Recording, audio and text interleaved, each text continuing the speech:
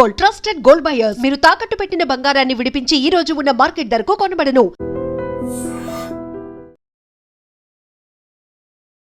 4 రాష్ట్రాలు ఒక కేంద్ర పాలిత ప్రాంతానికి సంబంధించిన పోలింగ్ ప్రక్రియ అనేది ముగిసింది. పశ్చిమ బెంగాల్ రెండో దశ పోలింగ్ ముగియటంతో సర్వే సంస్థలు తమ అంచనాల్ని విడుదల చేశాయి. ఎగ్జిట్ పోల్స్ అంచనాలు అనేవి రిలీజ్ చేశాయి. ఏ రాష్ట్రంలో ఏ పార్టీ అధికారం దక్కించుకోబోతోంది అన్నది చాలా క్లియర్గా తమ అంచనాల్ని రిలీజ్ చేశాయి. ఇక్కడ మీరు చూస్తున్నారు, ఆపరేషన్ చాణక్య సంస్థ గతంలో కూడా చాలా సందర్భాల్లో ఎక్కడ ఎన్నిక జరిగినా అక్కడ గ్రౌండ్లోకి వెళ్ళి అక్కడ పరిస్థితిని అంచనా గట్టి రిలీజ్ చేస్తూ ఉంటాయి. ఎగ్జిట్ పోల్స్ ఫలితాలను కూడా రిలీజ్ చేసింది. సో ఈసారి ఏంటి సిచ్యువేషన్ కూడా చాలా క్లియర్గా మీకు ఈ వీడియోలో ఎక్స్ప్లెయిన్ చేసే ప్రయత్నం చేస్తా. ఆపరేషన్ చాణక్య ఇక్కడ చూడండి, 5 states exit poll survey report. Bharatiya Janata Party పశ్చిమ బెంగాల్లో అధికారంలోకి రాబోతుందని కూడా చాలా క్లియర్గా ఆపరేషన్ చాణక్య అంచనా వేసింది. టోటల్ సీట్స్ ఇక్కడ 294 స్థానాలు ఇక్కడ ఉన్నాయి.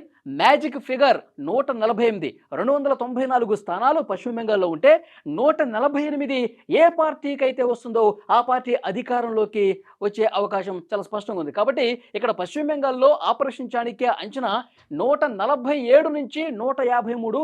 మొదటి స్థానంలో భారతీయ జనతా పార్టీ ఉంది. సో డెఫినెట్గా ఈసారి అక్కడ మార్పు రాబోతుంది. ఎందుకంటే భారతీయ జనతా పార్టీ అలాగే తృణమూల్ కాంగ్రెస్ మమతా బెనర్జీ మధ్య చాలా టఫ్ ఫైట్ ఉంది.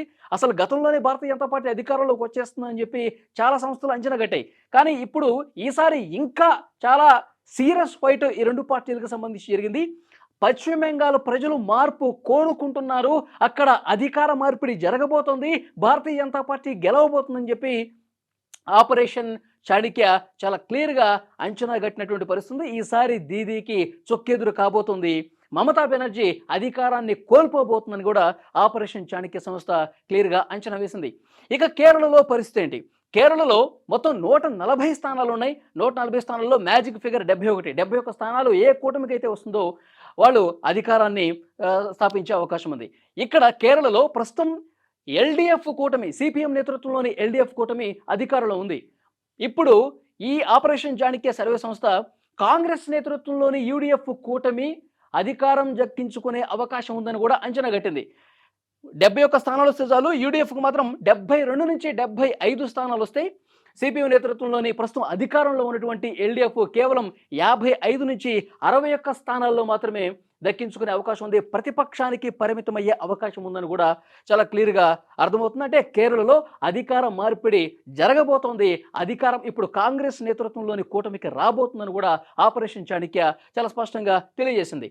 ఇక అస్సాంలో పరిస్థితి ఏంటి? అస్సాంలో భారతీయ జనతా పార్టీ అక్కడ అధికారంలో ఉంది. ముఖ్యమంత్రి హిమంత బిశ్వ శర్మ చాలా అక్కడ ఈ ఎన్నికలకు సంబంధించి చాలా గట్టిగా పనిచేశారు. మళ్ళీ మేమే రాబోతున్నాం అని చెప్పి ప్రచారం చేసినటువంటి పరిస్థితి ఉంది.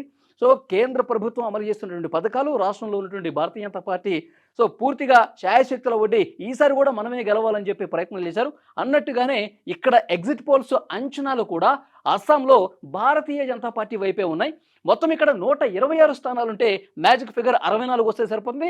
ఎన్డీఏ కూటమి 74 నుంచి 78 స్థానాలు, ఎక్కువ స్థానాలు అస్సాంలో మళ్ళీ భారతీయ జనతా పార్టీకి రాబోతుంది. భారతీయ జనతా పార్టీ మళ్ళీ తన అధికారాన్ని నిలబెట్టుకుంటుందని కూడా ఇక్కడ క్లియర్గా అర్థం చేసుకోవచ్చు. కాంగ్రెస్ మళ్ళీ ప్రతిపక్షానికి అక్కడ అస్సాంలో ప్రతిపక్షానికి పరిమితం అవుతుందన్నట్టుగా మనకు అర్థమవుతుంది. ఇక తమిళనాడులో సిచ్యువేషన్ ఏంటి? తమిళనాడులో చాలా ఈగర్గా చాలామంది వెయిట్ చేస్తూ ఉన్నారు. అక్కడ ప్రస్తుతం డిఎంకే అధికారంలో ఉంది కూటమి. స్టాలిన్ ముఖ్యమంత్రిగా ఉన్నారు. తర్వాత అన్నా డిఎంకే ఇప్పటి వరకు ప్రతిపక్షంలో ఉంది. కొత్తగా హీరో విజయ్ పార్టీ పెట్టారు, టీవీకే అని చెప్పి. సో టీవీకే ఏమైనా అధికారంలోకి వచ్చే అవకాశం ఉందా? మెరుగైన సీట్లు, ఓట్లు సంపాదించే పరిస్థితి ఉందా? చాలామంది తమిళనాడులో ఏం జరగబోతుందని చెప్పి చాలా ఈగర్గా వెయిట్ చేస్తున్నారు. సో ఆపరేషన్ చాణక్య అంచనా ఏంటి అంటే, వాళ్ళు ఎగ్జిట్ పోల్ చేసింది డిఎంకే మళ్ళీ అధికారంలోకి రాబోతుంది. స్టాలిన్ మళ్ళొక్కసారి ముఖ్యమంత్రి స్థానాన్ని పదిలం చేసుకోబోతున్నాడు. 234 స్థానాలు ఉన్నాయి అక్కడ. Magic figure 118. అయితే డిఎంకే 125 నుంచి 130 స్థానాలు ఆయన దక్కించుకోబోతున్నాడు. అంటే కాంగ్రెస్ డిఎంకే కూటమి మళ్ళీ అధికారంలోకి రాబోతుంది. తన అధికారాన్ని పదిలపరుచుకుంది. మళ్ళీ అధికారం కంటిన్యూ అవుతుందని కూడా అర్థమవుతుంది. ఇక్కడ అన్నాడీఎంకే భారతీయ జనతా పార్టీ కూటమి కేవలం 80 నుంచి 85 స్థానాలే. టీవీకే హీరో విజయ్ 15 నుంచి 18 స్థానాలు మొదటిసారి పోటీ చేసినటువంటి హీరో విజయ్ 15 నుంచి 18 స్థానాలు గెలుచుకునే అవకాశం ఉంది. మీకు గుర్తుండే ఉంటుంది, ఉమ్మడి ఆంధ్రప్రదేశ్లో హీరో చిరంజీవి ఇక్కడ పార్టీ పెట్టినప్పుడు కూడా 18 స్థానాలు వచ్చినాయి. సో అంటే ఇక్కడ ఓట్ల చీలిక జరిగింది చిరంజీవి గారు పార్టీ పెట్టినప్పుడు. సో డెఫినెట్గా అధికారంలో అప్పుడు రాజశేఖర రెడ్డి గారు ఉన్నారు, కాంగ్రెస్ అధికారంలో ఉంది. సో మళ్ళీ కాంగ్రెసే అధికారంలోకి వచ్చింది చిరంజీవి గారు పార్టీ పెట్టినప్పుడు. అంటే ప్రతిపక్ష ఓట్లు చీలిపోయి అధికారంలో ఉన్న పార్టీయే మళ్ళీ అధికారంలోకి వచ్చిందనమాట. సో ఇక్కడ కూడా అదే సమీకరణం వర్కౌట్ అయిందని చెప్పి అర్థం చేసుకోవాల్సినటువంటి పరిస్థితి ఉంది. సో డెఫినెట్గా స్టాలిన్ నేతృత్వంలో ఉన్నటువంటి ఆ డిఎంకే పార్టీయే మళ్ళీ అధికారంలోకి రాబోతుంది. ఆ సమీకరణం అక్కడ వర్కౌట్ అయిందన్నట్టుగా అర్థం చేసుకోవాలి. ఇక పుదుచ్చేరి, కేంద్ర పాలిత ప్రాంతం పుదుచ్చేరి, అక్కడ మొత్తం 30 స్థానాలు ఉన్నాయి, మ్యాజిక్ ఫిగర్ 17. సో ఇక్కడ మళ్ళీ ఎన్డీఏ కూటమి అధికారంలోకి వచ్చే అవకాశం ఉంది.